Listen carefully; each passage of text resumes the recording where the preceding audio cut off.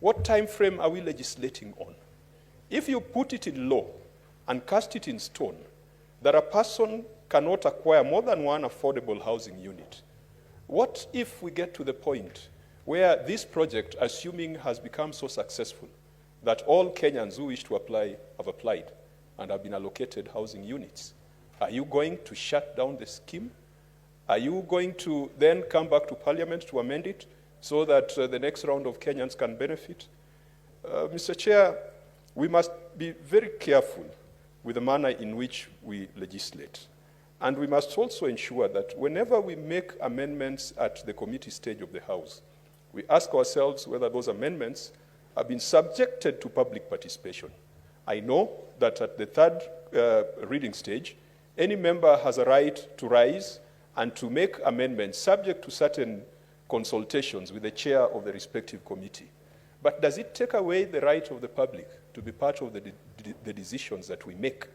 Does it take away that constitutional responsibility to ensure that we inject the views and the voices of the public in whatever it is that we do? Mr. Chair, I think this is a fairly dangerous amendment because it is an amendment that is coming from a position of want, a position that we are in, which could be resolved or which could easily be solved in 5 years or in 10 years' time. Once the situation has been solved in 10 years' time, where every Kenyan has access to affordable housing, every Kenyan, even if they have not bought from this project, there are those who come from communities like mine. And Mr. Chair, still speaking to this amendment, I can tell you that there are certain cultural dimensions to home ownership that we do not take into account whenever we are legislating. We think that everyone comes from Singapore. We think that everyone comes from South Korea. We come from Kenya. Mr. Chair, in my community, when a boy gets to the age of 18 or 19, that boy is compelled to build his first house. That first house is called a Simba. Mr. Chair, in my community, 90% of men Senator, have access to houses. If you could please summarize so that we can get a response to that. Mr. Chair, argument. As per the practice in this House, if there's limitation of debate, it is done before a member takes the floor. And in the committee of the whole, Mr. Chair, we have agreed that when you propose a question, any member has a right to comment on that proposal. Senator, and therefore, Mr. Chair, if you would allow me, just my normal 15 minutes, if there is need for limitation of debate, that motion can be passed or that motion can be made after I've finished my submission. Those are the rules of this House. Those are not the rules of government. Those are the rules of this House. And when we are discussing a matter so important to Kenyans, we cannot be casual about application of the law, and the chair cannot be directed to commit illegalities and unconstitutional behavior. Senator When I Kajwang. took the floor, I was entitled to 15 minutes to discuss Senator the Kajwang. proposal. If any member wants to limit debate, you can only do it after I've sat down. Those are the rules of the House, and they are in this blue Senator document. Kajwang. They are not in any political party document. Mr. Chair, Senator if you allow Kajwang. me, in 15 minutes, I will be done with my comments on the new clause 42B.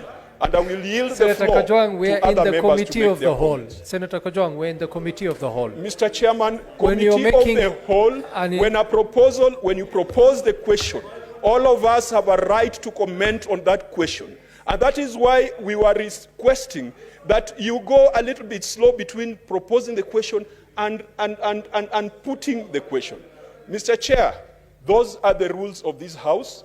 Those are the rules of What debate. is your point of order, Senator And if Cheriot? Senator Cheriot feels outwitted, then it is what it is. These are the rules of the House.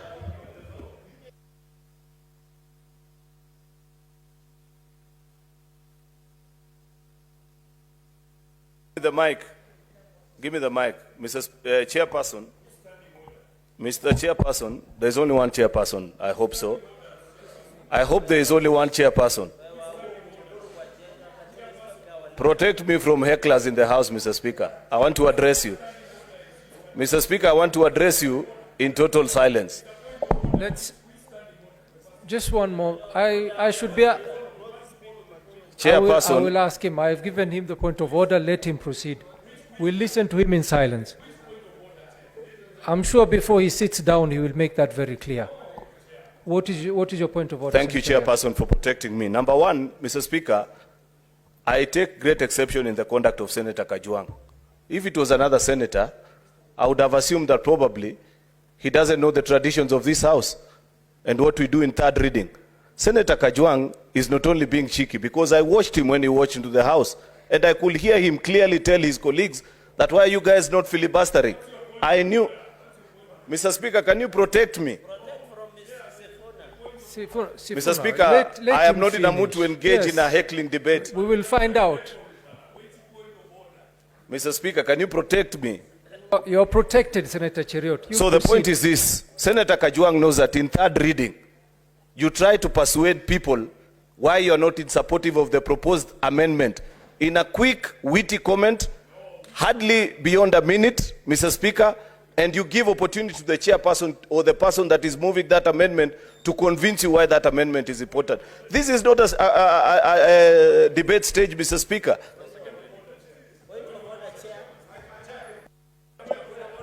Senators, let us... just one moment before, can we conclude on Senator Kajwang's issue? What's your point of order, Senator Sifuna?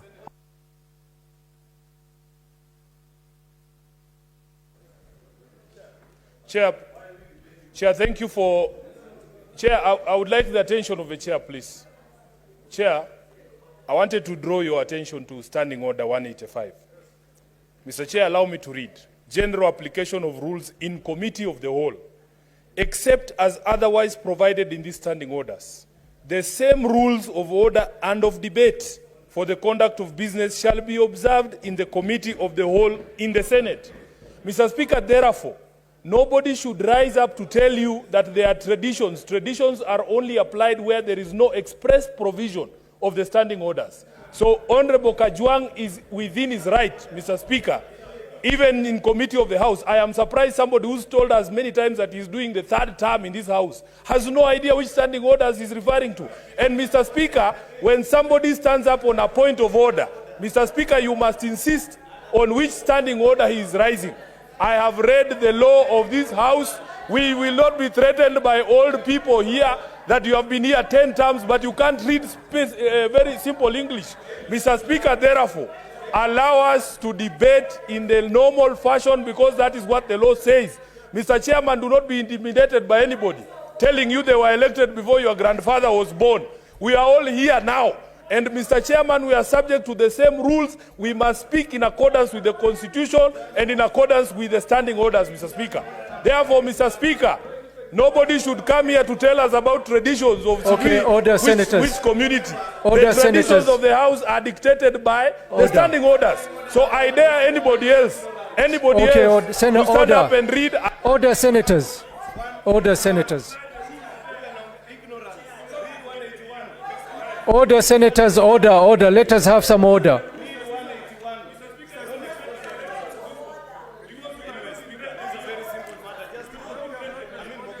Order, senators. No, order, senators. Order, sit down. Okay, sit down, Sifuna. Sit down, Senator Abbas. No more, Senator, no more point of orders. No, senators, I cannot allow, because it is going out of hand. Not on this same matter. Is it on the same matter? Okay, Senator Mogeni, go ahead.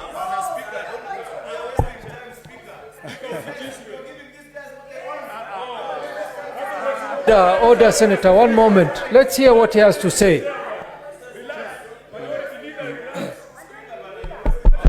You know, Mr. Speaker, Mr. Speaker, you know, I've said on this floor that I have tremendous respect for Senator Cheriot, and I've said he's a young senator who has a very bright future. But you know, when he starts shouting at us It's not right. Because you need to allow us to hear what your point of order, and you also give us a chance. The Speaker, you know, we are in this House because we derive our powers from the Constitution. And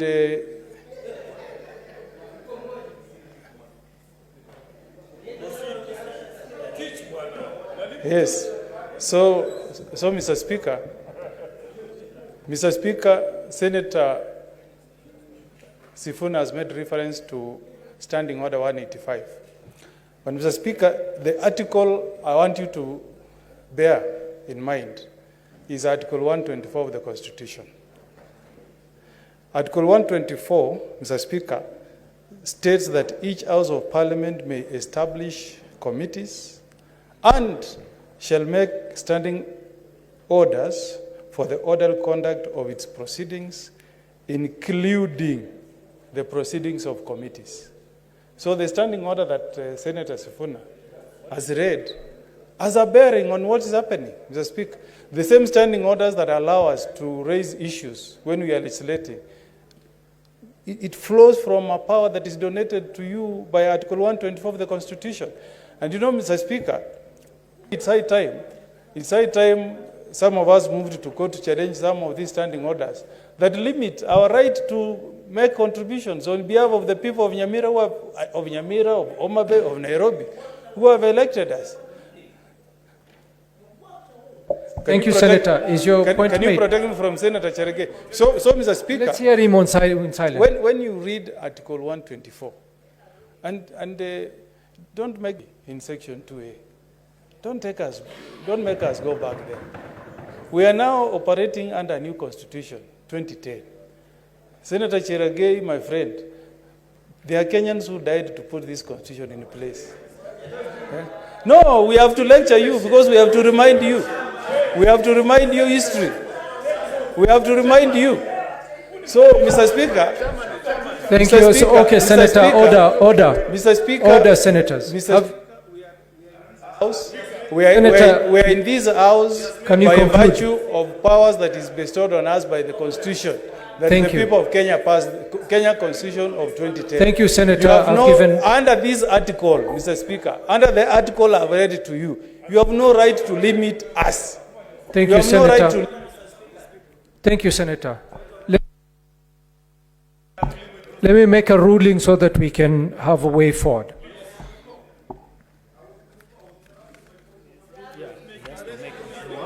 I have to make a ruling so that you can either proceed or not. I have to make a ruling, Senator Kajwang, on this matter. And the ruling also touches on the issues you raised. So, honorable senators,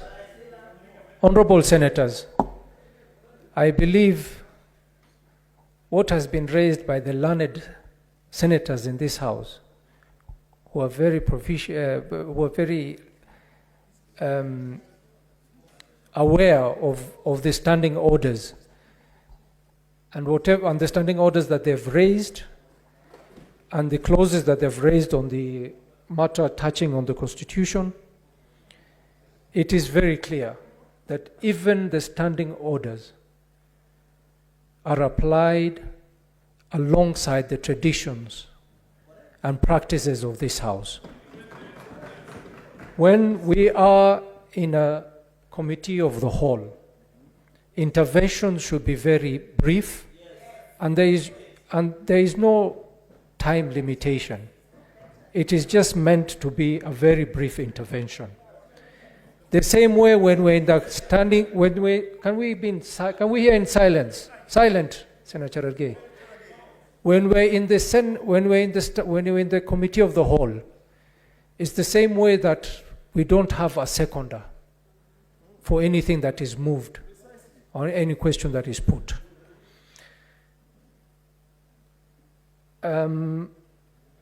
This said, senators, we will proceed as we were proceeding, and if there is any clause that you want to make an intervention, we will give you an opportunity, but be very brief on the matter. Senator Kajwang, you may not stand, Senator Kajwang. Senator Kajwang, you have raised, can I finish my ruling? Can I finish my ruling? You had concluded and you had raised your matter, Senator Kajwang. You had raised a matter on clause 42B. At this point, I will give Senator Abbas an opportunity to address the issues you had raised. It's only one sentence. It's only one sentence. How can he have not been finished?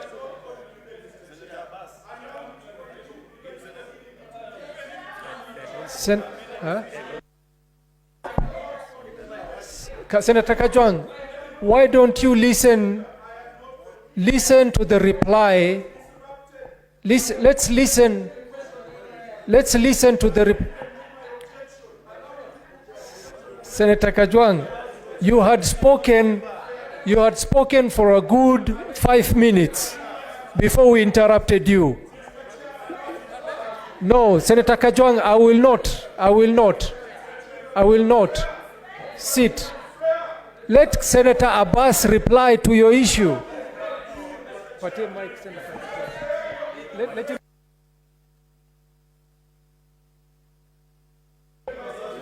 Okay, order, Mr. Let me give you the rationale. Let me give the rationale. I will explain myself. Let me explain. Senator Abbas, address the chair. Okay. Honorable Speaker, Clause 242B limits the individual owning only one or more houses, unit under the Act. This measure prevents the concentration of units in few hands and ensures equitable distribution among the intended beneficiaries. You can have 100 wives. I'm explaining myself. I'm explaining myself. You can have 100 wives. You can have 10 wives. You can have 100 children. There is no need. You can always buy only one house. We are taking care of the interest of those guys. You should take care of the interest of these guys. Okay. I'm saying, Honorable Speaker, that these houses are meant for the poor people, the low-income houses, persons, and there is no way you can buy 100 houses at the same time. Therefore, this clause justifies. Yes. Okay. Order. I'm not talking about the clause. I'm explaining myself. I'm saying Order, the limits. order, Senator. Senators, please sit down. 42B limits.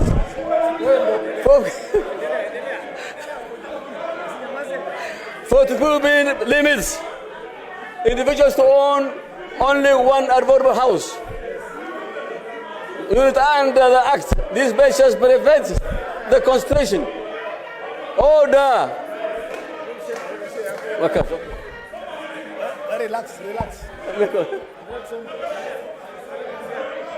Let me explain myself. Kajwang.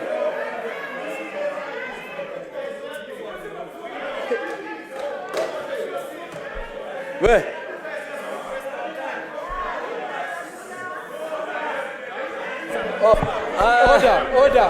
Order, senators. I am on the floor. Please sit down. I am on the floor. I am on the floor. I should be given time. Sit down. Speaker, I'm on the floor. Sit down. Let him read that 181. Commissioner, sit down. Hakuna shida. Sit down. Wacha asome hiyo 181. Mwambie yeye mwenyewe asome. Wacha asome. Sit down. Wacha asome. Nani? Hiyo 181 wacha asome. Ngoja. Asome 181. Down. About the bosses. Sit down. Majority leader, sit down. Sit down. Malizi hata Sit down. Okay.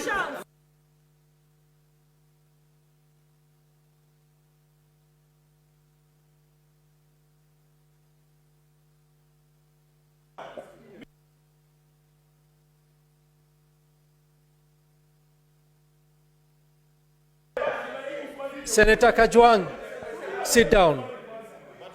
Sit down. Sit down. Sit down.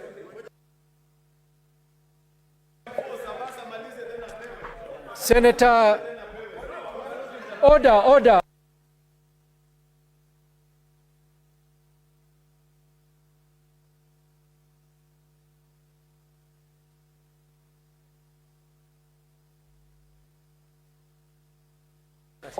Senators, honorable senators, I'm not sure if Senator Kajwang was in the House when I made a ruling about justification and any interventions in the House will be limited for 2 minutes.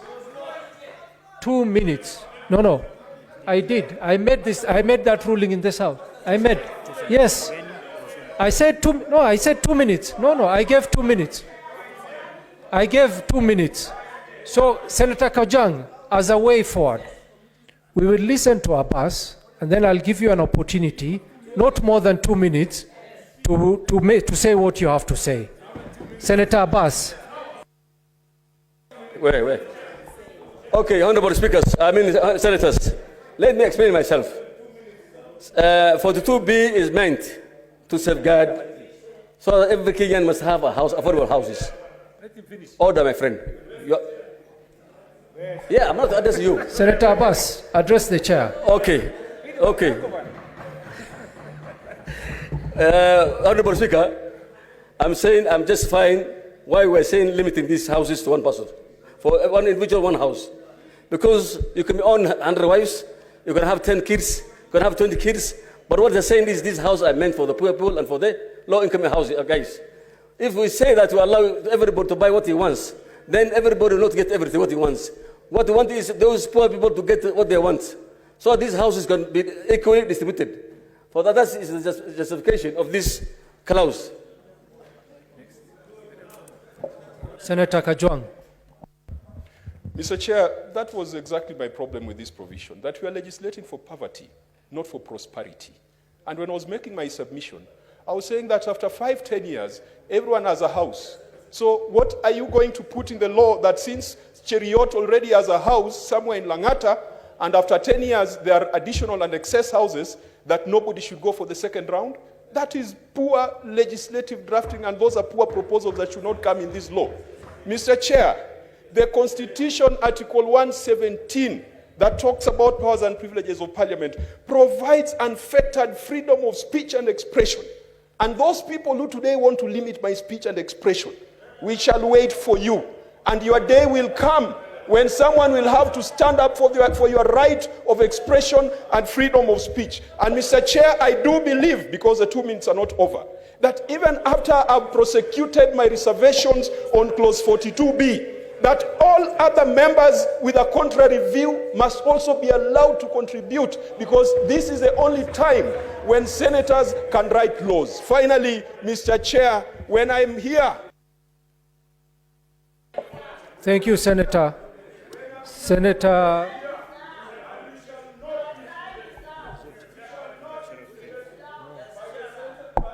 Kathuri Murungi.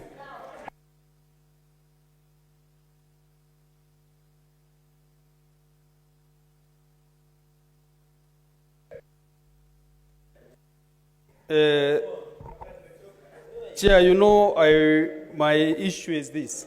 When we get to the third reading of any bill, the purpose for the third reading is to bring any amendment that you feel maybe was not captured well in the bill. And to bring the third reading, any amendment that you feel you should bring, so that you can convince members. And if you can only convince members, and then also we subject to the vote. So Senator Kajwang and all the opportunity during the second reading, at the third reading, to bring an amendment which could have cured this problem. So it could have amended, maybe it should be open-ended, so that now we bring that to vote at the third reading. Senators, let's make progress. The people I'm giving a chance, Deputy Speaker, you're supposed to comment on clause 42B, not on the... Yes, Mr. Speaker.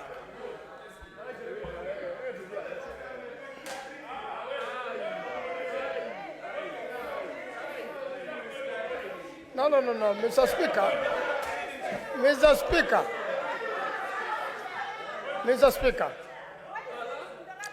Speaker. Order, senators. Mr. Order. Speaker. We need to...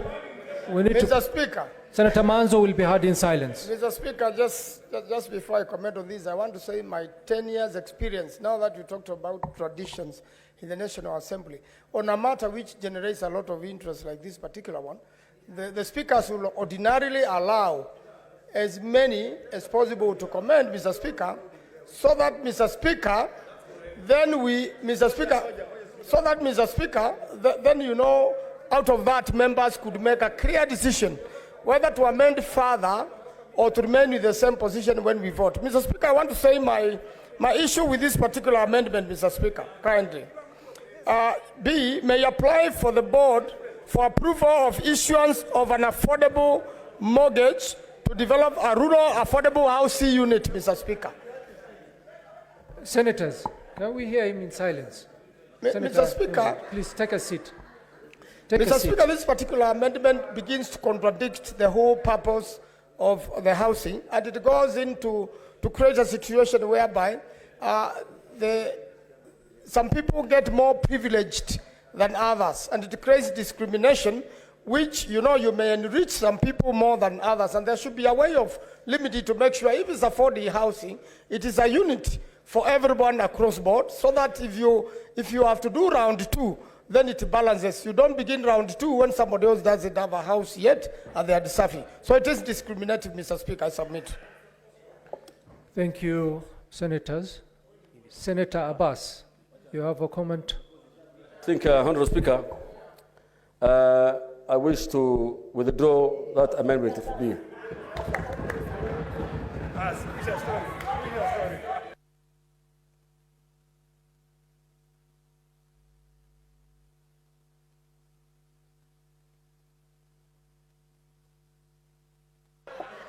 Honorable Senators, honorable Senators, honorable Senators, honorable Senators.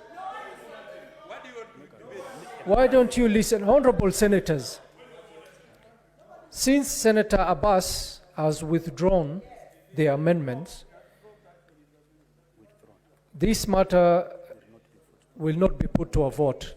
It is that withdrawn. So I think, Senator Kajwang, you have actually won the debate. New clause 42C. Mover to move is Senator Abbas Mohammed Sheikh. Order.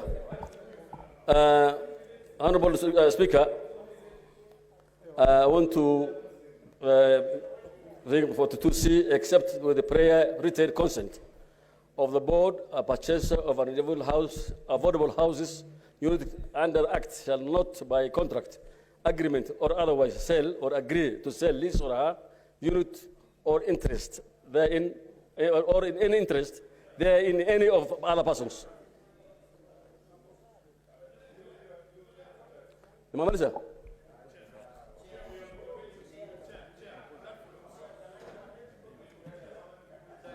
Senator Sifuna, what is your intervention? Mr. Chair, you should ordinarily allow us to make points of order. I was standing, I have been given the mic. This is disorderly conduct by the majority leader, and there's the reason I'm rising on my feet, Mr. Speaker. Pursuant to Standing Order 121, I have seen the majority leader essentially throw a tantrum and smack the desks with his documents there. And yet he has the audacity to accuse me of being disorderly. You have thrown a tantrum. You are doing it again. Order, Senators. You are doing it again, Mr. Senator Speaker. Gloria. Mr. Speaker. Senator Gloria. Mr. Chair. Mr. Chair. Senator Gloria. Order. Mr. Chair, there is only one opportunity for you to have order in this House, and that is enforcement of the rules equally. If it were anybody on the minority side who was throwing the tantrum that I have seen my brother, the majority leader, throwing, he would have been thrown out of the House. Why is he being treated specially, Mr. Speaker? Why is he being treated specially? And I want, Mr. Speaker, a ruling on each point of order that we raise, because we must have a record of how this House treats people and how you apply the law, Mr. Speaker. Because ordinarily, and you saw it, Mr. Speaker, please don't pretend you did not see it. And I know you're a good man. You have seen it, and you must bear true witness, Mr. Speaker. The tantrum that was, yes. No, I didn't see it. Mr. Speaker, I saw you seeing him. Mr. Speaker, don't be like that. We are in the holy month, Mr. Speaker. Mr. Speaker, we are in the holy month of Ramadan. Please tell the truth.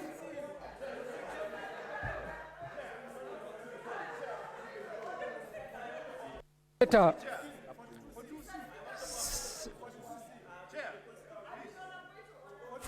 42C. Oh. Senators, bear with us a minute. We need to clear this screen so that we can have some order. One moment. If you have your button red, just switch it off. Switch it off. Switch it off, then I'll tell you when to switch it on. Okay, for 42C intervention, press now. How many people inside? 2 people I'll give. I propose the question, the new clause 42C be now read a second time. I put the question, before I put the question. Senator of Meru.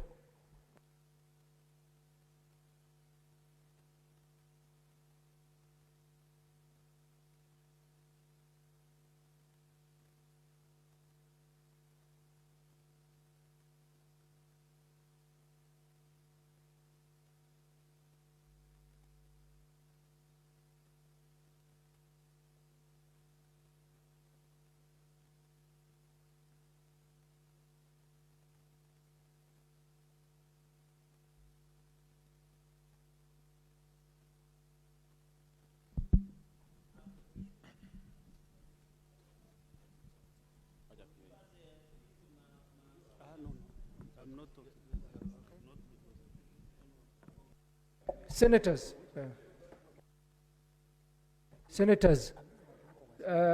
press intervention. Intervention.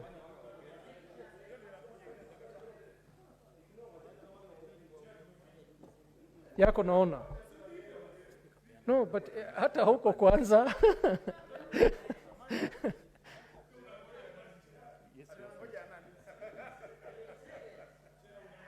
Hii system